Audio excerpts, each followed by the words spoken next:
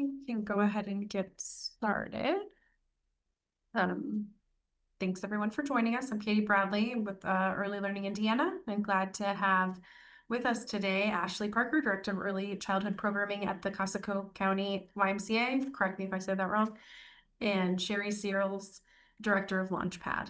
So if you're new to this exchange, I feel like I see Emma's name on here quite a bit, so I don't think anyone's new to the exchange. So I'll skip my spiel on what we want you to do on the exchange. Um, and we can turn it over. Oh, I've got one more waiting room.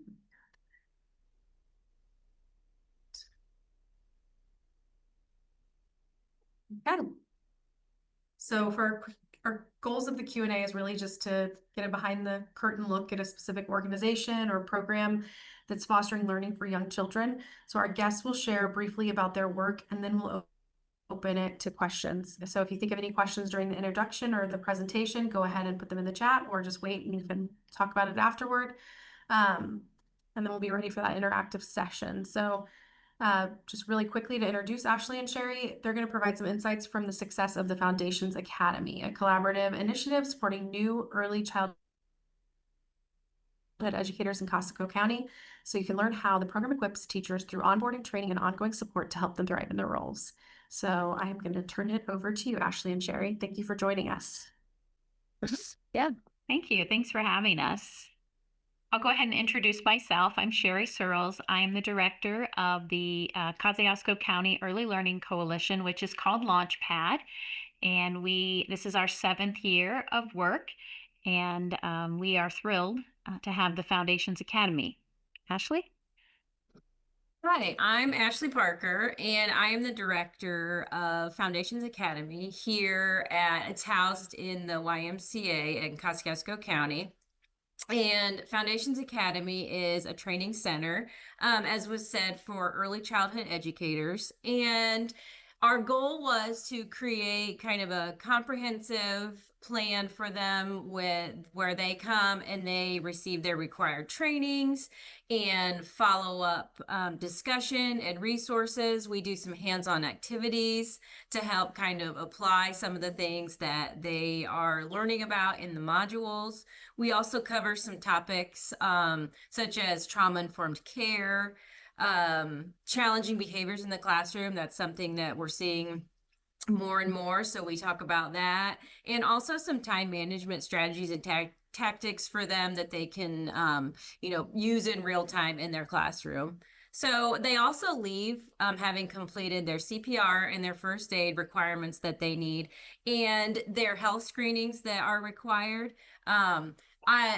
We try to get them finished up in the time that they're with me, but they definitely are underway, and then they might have to go finish that up on their own time, but we get that underway for them, and that is usually that's a really big help for them. So that's kind of in a nutshell what we do, what Foundations Academy is about, and I feel like one of the biggest benefits of that then is I go and I do follow-up visits at on site.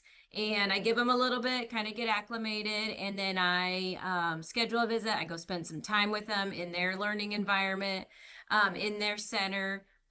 Then we have, a small discussion. They don't have a ton of time to devote to that, so I just pull them aside for a little bit. Any challenges that they're having, any resources that I can get for them, anything I can do for them, I try to help them out.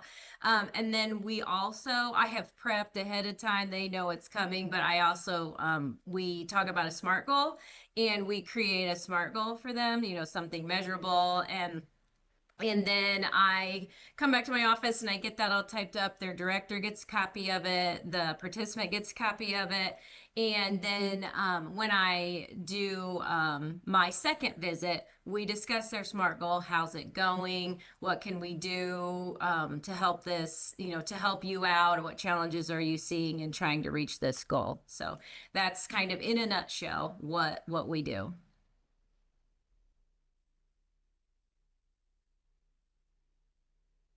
Awesome. Thanks for sharing that. Mm-hmm. So any participants, if you have any questions, you can go ahead and drop them in the chat. I'm going to start off with a couple if you're okay with that. I guess could you maybe talk to us a little bit about how you came up with the idea to do this, and how you got others within your county to participate as a part of it? Sure.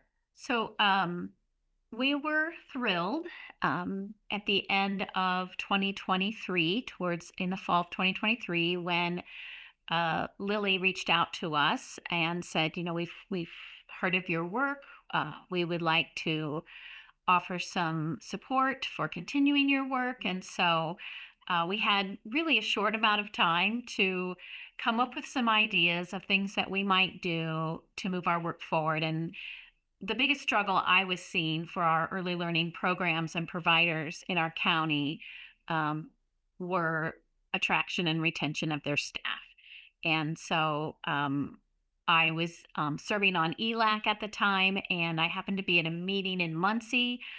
We learned about Muncie by 5 and what they were doing, and it just really resonated with me. And I thought that would be so helpful to have that for our programs here. So shortly after that, we received news that we were going to be able to get some funding. And so that's where this training center idea came from.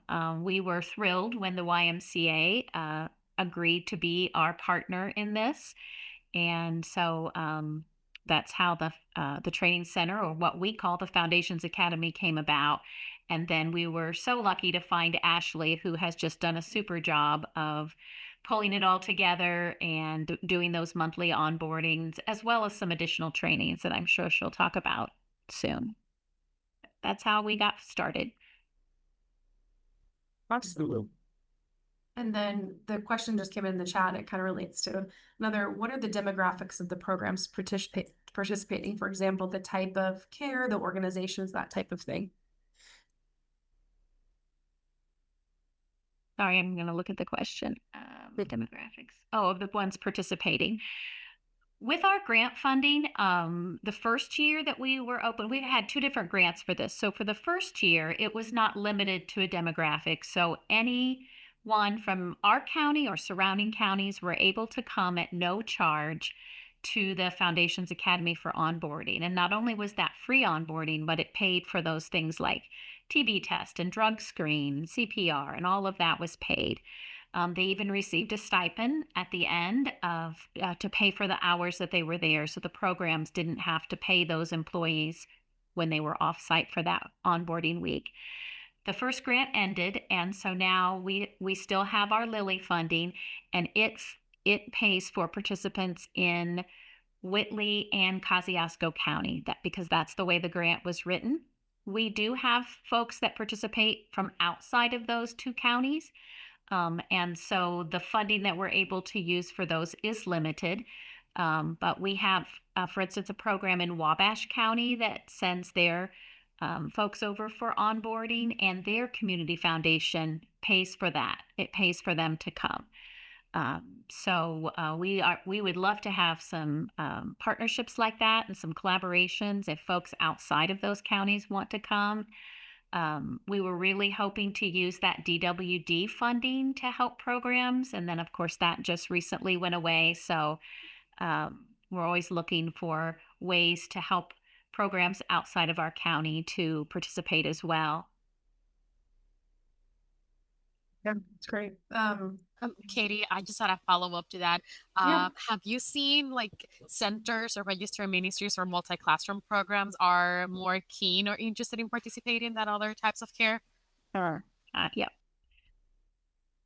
We don't have home providers. I don't think we've had any home providers, right, Ashlee? So it's all been school-based centers and ministries. All 3 have been participating. Okay, thank you. Okay. And do you find when you're looking for these programs to, are you looking for programs to participate? Are they seeking you out? Like even with in the case of Wabash County and their community organization supporting it, I guess, could you tell me a little bit about what that's looked like? At the beginning, I'm pretty involved with our Northeast Indiana region. We have a coalition here in Northeast Indiana. And so sharing that information with all 11 counties when we first got started. So those coalition leaders let their programs know that this was available to them, and then using our social media to let others know as well. We know that people are probably not going to drive more than an hour away for this onboarding. Our initial hope was that there could be opportunities for Ashlee to travel maybe to another part of the Northeast region and host onboarding on site on the, a couple hours away. That was something we hoped to do with some of the funding that has now gone away. But we are working on a collaboration that might still be able to do that, but that's all I can say about that now. When it comes to the programming that you're offering, could you talk maybe a little bit about what you're seeing from the educators that go through your program? Like, is it helping with retention? What are they learning as a part of the programming that you're offering? Yeah, so they complete the online modules that are required. Ashlee, we can't hear you very well. You can't hear me. Well, It sounds Can you better hear me now? Yep, Yep. it's better. Yeah. Okay, sorry. Can you hear me now? Yes. Okay. Let's see.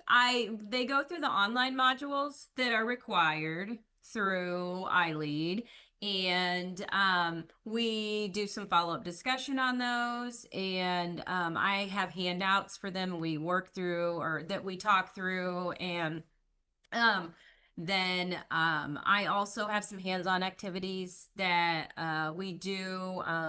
One of them is kind of an activity that they go through that kind of helps them to see how a child learns best. And that one, I like to do that one because generally most of them are it really connects with them and makes sense and helps them to then take that to their center and remember that when they are teaching and when they are, interacting with the children at their center.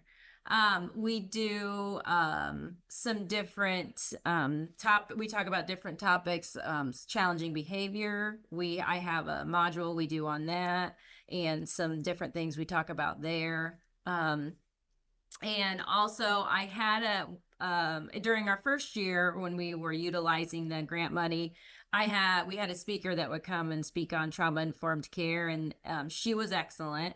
But then since that grant money has run out, we don't have the funds to pay for her to come, but there are some modules that I can utilize with for that as well. Great. Oh, and you asked about I think you asked about retention. Okay. Yeah, we're So just I actually recently just kind of did the numbers because Sherry needed them for something.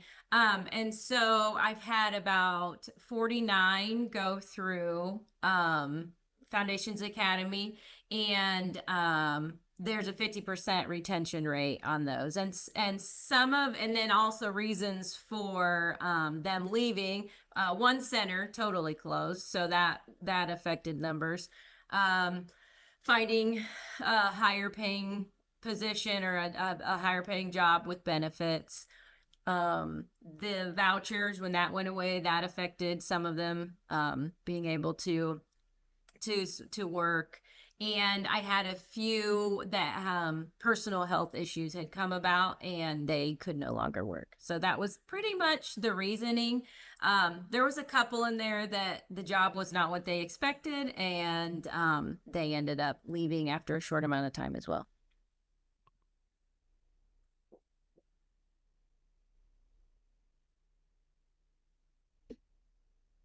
Pause here for a minute to see if any of our participants have any questions.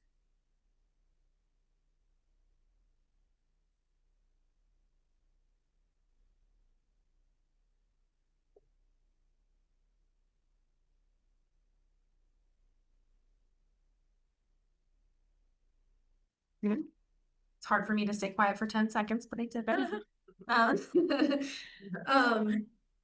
I know you talked a little bit about funding going away for some of it. I wonder if you could speak a little to any of the struggles that you experienced during implementation and how you've adjusted to overcome those struggles. Yes. So buy-in was a struggle that I had to begin with. From the centers. They had their own method of onboarding, and a lot of them couldn't necessarily see how I fit into that or how I could be an asset to that process. So I do monthly newsletters and communicate, send out emails quite often, and so I reached out to the centers and offered to come and visit. So I made several visits in person and kind of put a face with the organization, answered some questions, gave them some literature, and that actually helped quite a bit. I had one center initially that was not. She had let me know she was not interested in what I had to offer, but she has sent me a few people, so she has seen the value in it, which is nice. But I had to kind of go do some boots on the ground a little bit to get them interested in it, but that really was helped with that quite a bit. And I would also say that in addition to this onboarding training, Ashlee has held, I'm not sure how many other trainings, but different topics that we've seen folks have a desire to learn about. Because of the funding that we had, we even we would teach on a topic and then send a kit home with them of materials to follow through back in their classrooms. And those were really well attended. And you can give numbers for that, Ashlee, because I'm not sure what those were, but I feel like just those participants coming into those other trainings made them really see the value of the Foundations Academy, and then think about adding onboarding in, not just coming for those set aside trainings, but the onboarding as well. Yeah, we have had about a dozen additional trainings, and about 300 some have gone through and participated, and that was a big one to help them kind of see the Foundations Academy as not just an onboarding source, but also a professional development source and a staff development source. And that was really big as well. That helped them. It got them in the facility, and then we had some more conversations, and a lot of times I would just host and do the hospitality part of it. I would line up speakers and make sure they had what they needed, and just kind of check in throughout their workshop. But yeah, that helped quite a bit as well, and that was kind of an unexpected benefit. I did not necessarily see that happening, but it started to become a request, and Sherry had some ideas for speakers, and so I was like, yeah, we can bring them in here. And so that's kind of been fun. I enjoy the hospitality side of things, so that kind of suits that little niche for me as well. That's awesome. Yeah, we've even had a couple of programs, early childhood programs, that have said, we close on this day for our professional development. Here are the topics that we'd really like to cover, and allowed Ashlee and I to work on getting someone to, do an overview of their curriculum or whatever topics, classroom behaviors, and be able to plan out their professional development day for them, even including the meal. As I said, as Ashlee mentioned, she's really good at the hospitality piece. So that keeps them coming back. They feel comfortable there. And now they're starting to see this space as a professional development space for them. It's really nice to see it expand beyond that onboarding as well. I think you mentioned earlier that Muncie was part of what inspired you to go into this, and I think if we look at the moment that we're in early childhood education right now, it's a challenging moment with a lot of financial challenges, and it feels like something like this, a program like this, would be so beneficial to so many, to be able to eliminate some of the costs of that training. I wonder if you could maybe give us some advice or recommendations if someone's sitting in a county where they don't have something like this, to maybe what they could do to spark getting something like this started or looking into it. Well, the first thing that we did when we decided to do this is Muncie by 5 allowed me to come down and talk with them and just learn from them and see what they were doing. So I think, if someone is interested, visiting them, visiting us, we'd be happy to share. Everything we do is, we want it to be replicable and don't reinvent the wheel. And so we'd be happy to sit down and just talk about what worked for us and what successes we had. And then, there's always going to be that need for funding. We are blessed to live in a county where we also have the DECO Foundation, so we get some grants from them. But, just looking around at what's available from your community foundation and other folks, because you're right, this is a hard time for everyone. And if you can save $300 or $400 every time you onboard someone, it's a pretty attractive offer. And not only that, but the time it saves the director from having to do that onboarding as well. Yeah, and I would also add to that, just gathering information and also talking with their early childhood educators in their area, because, they will let you know what they need and what they're interested in, and you can kind of do an assessment, and that can kind of help to springboard where to go from there. Yeah, Ashlee has done a survey of kinds of training they're looking for specific to directors. We've seen a lot of directors move from a classroom into the director role, and maybe they just don't have that skill set that they need. We just recently had some requests for, they want a grant writing professional development, some of the directors. So we're working on putting together one of those for them. So, yeah, definitely what Ashlee said, talk to the programs and find out what they need.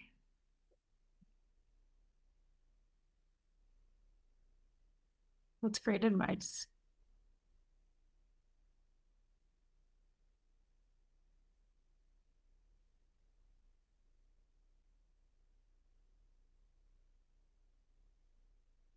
Okay. Check to make sure that listening.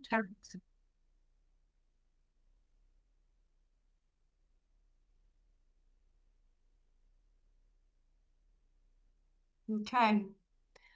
Maybe we could talk outcomes with a program like this. We talked about retention. That's one thing that we're seeing. I wonder too, when you're speaking to the program leaders or the directors of the programs that you're serving with, are they seeing a difference in the day-to-day? Any other changes that you're hearing about or outcomes from rolling out the program?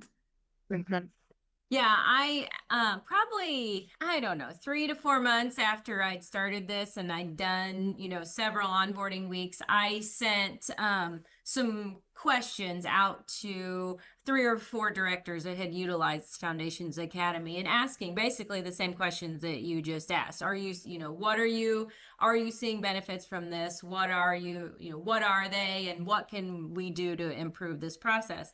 And a lot of them were saying that they are seeing educators coming back to the classroom feeling more confident and more able and capable to handle some of those challenging situations that do arise with those big emotions in those little bodies. And so we even had one where she had gone through, and she even had worked at centers previous. This was not her first experience, but she went back into the classroom and was just feeling overwhelmed. It was a situation where she kind of got put into a classroom.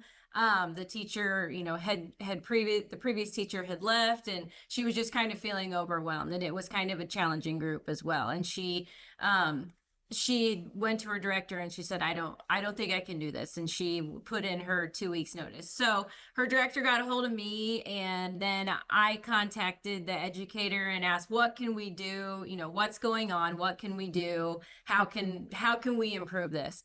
And so I went, made a couple visits. We talked about some things. She worked with her director, and this was a year ago. She's still there, and she is one of the top educators that they have. So I think just knowing that you've got other people, in your corner and that you can go to. There was some things that she wanted some information on, so I'd come back to my office and I'd find it and I'd send it her way, or, you know, drop things off that she needed, different things like that. So I think if they know they've got somebody else that's checking in on them and really rooting for them, I think it helps to kind of, you know, support them and just give them that boost.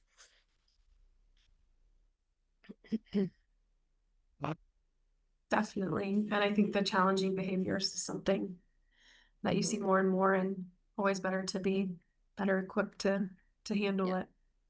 Yeah, we can't solve it all, but we can at least give them a little bit of strategies to pull from, to kind of help them out a little bit.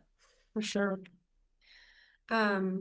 So when we're thinking of how others could approach this work, and you're well into the work that you're doing, I wonder if you could say, what would you do differently if you had more time, money, or focus?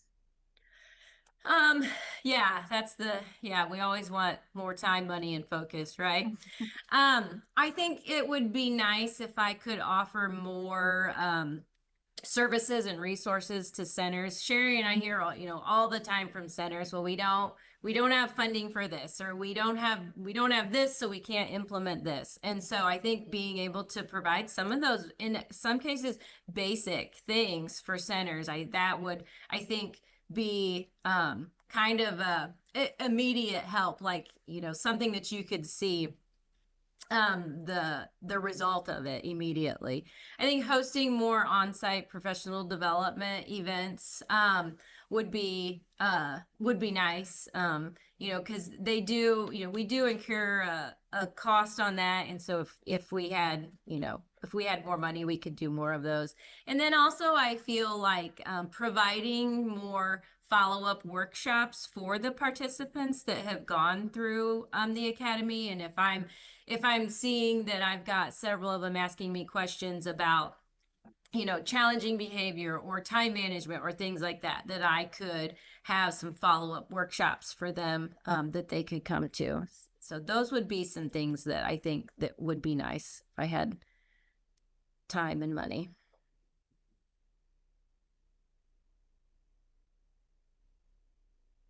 Anything from you, Sherry?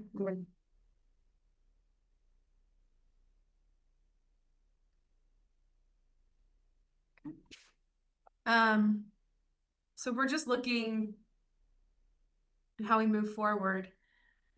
Where are some opportunities you see in Indiana?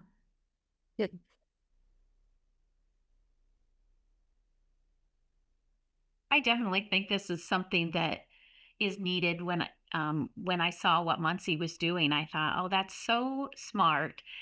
With all the changes that are happening right now in Indiana, having this consistent non-governmental agency that they can't cut. We're here to stay, and I think, like I said, LaunchPad is 7 years in and gets growing stronger. And so I think having these consistent organizations that get to know your local providers, get to know their needs, have that personal touch, I think it's so important. And like Ashlee said, our providers and our programs know that Ashlee and I are in their corner and that we're here to support them. And they see us united in that way. And I think during this really turbulent time, that's very important.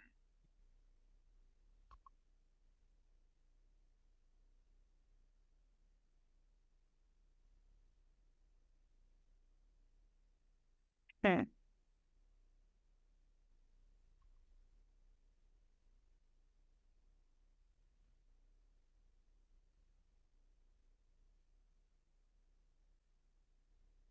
You are on mute. Amateur moment Me? for me. There we go. Okay, so I'm looking at Emma has a comment on here. Yeah, the magic time for hosting trainings. That's There was some questions in it. yeah, we have dealt with that as well. And I know Yep. a couple of times Ashlee has held a training and she'll hold it twice. So if you can come during nap time or maybe you'll come in the evening. So that's been something that I know has helped. We do our onboarding, or Ashlee does her onboarding the first week, the first full week of each month. So we wanted it to be consistent so that programs knew to be able to hire around that time. We have had those, and I know from speaking at Muncie by Five, there are programs that get a little frustrated because they hire someone because they need them right now, and they just missed onboarding week. And so now they'll have to wait until the next one. There have been a couple of instances where Ashlee has gone above and beyond. And when a program hired 2 folks and needed them to start right away, she helped them get onboarded, even though it wasn't onboarding week. Her capacity continues to grow at the YMCA. She's leading some other things too, so she won't always be able to help in those situations, but her flexibility has been great because if there is a magic time, I don't know if we know what it is. Yeah, I actually, in one of the survey questions that I sent out, I asked when, and a lot of them said during the day, and it was probably that 1 o'clock, that nap time. But yeah, I've done morning ones, I've done evening, I've done 1 o'clock, I've done, and yeah, I can't necessarily say that there's one time that's what works best for everybody.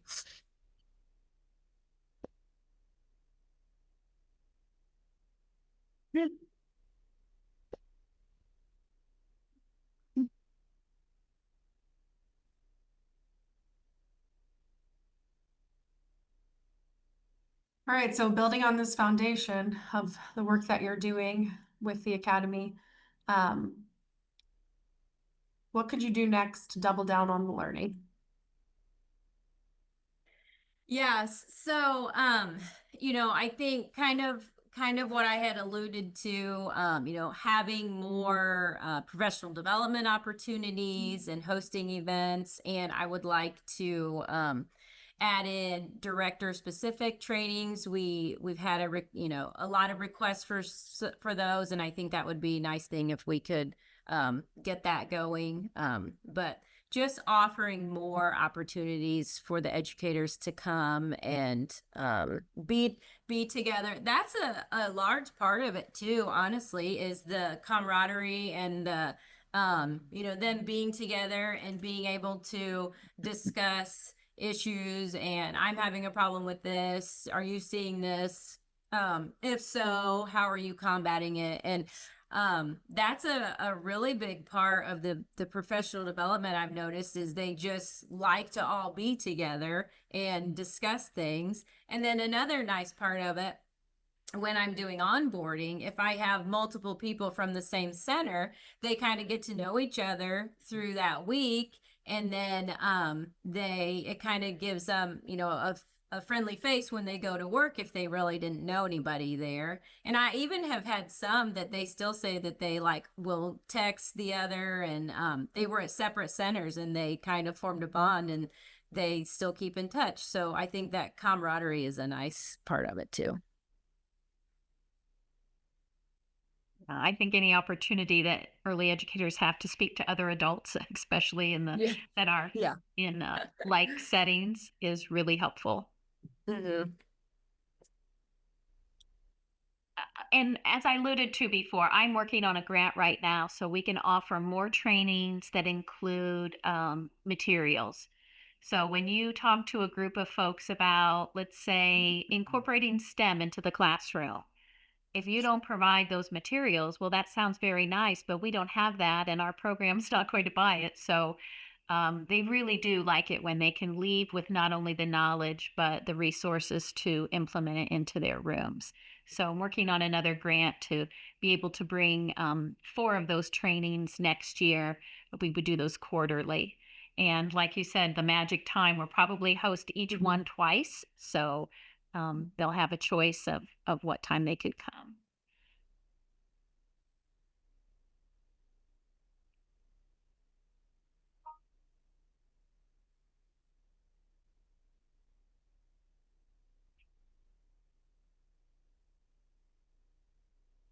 Okay, we've answered a lot of questions, or you've answered a lot of questions. I haven't answered them, about the amazing work that you guys are doing. I'm looking through to see if we missed anything. I'm wondering, I feel like the program as a whole is a success. I wonder if there were any unexpected successes that you had as a part of it, or any other unexpected takeaways from the work that you're doing that going into it you didn't think would happen. Yes. Yeah. As I had said, kind of being a host site for professional development and bringing speakers in, I did not necessarily anticipate that. And that's probably been one of my favorite things of what we do, just because it's unique and it's different. And, and every situation requires different things out of me. So I've really enjoyed that. And we also have some collaborations. We recently started a collaboration with Infancy Onward, and I'm really excited about that. We're having monthly hybrid presentations, and we had one in September. It was well attended, and they seemed to really enjoy the interaction and the presentation. And I also have recently partnered with one of the local high schools, their vocational center, and did some work with their early ed class, early childhood class, and that has been a nice collaboration as well. And she has asked me to serve on an advisory board that they have. So just some different things that I didn't necessarily think would happen have kind of come to fruition, and that's been really nice.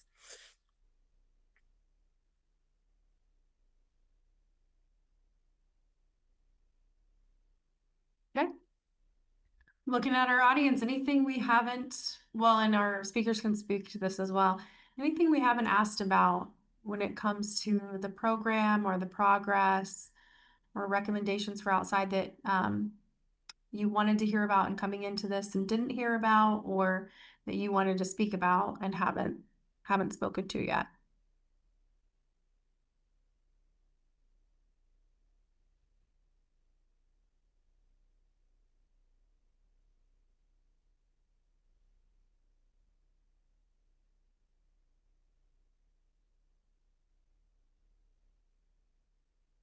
Okay.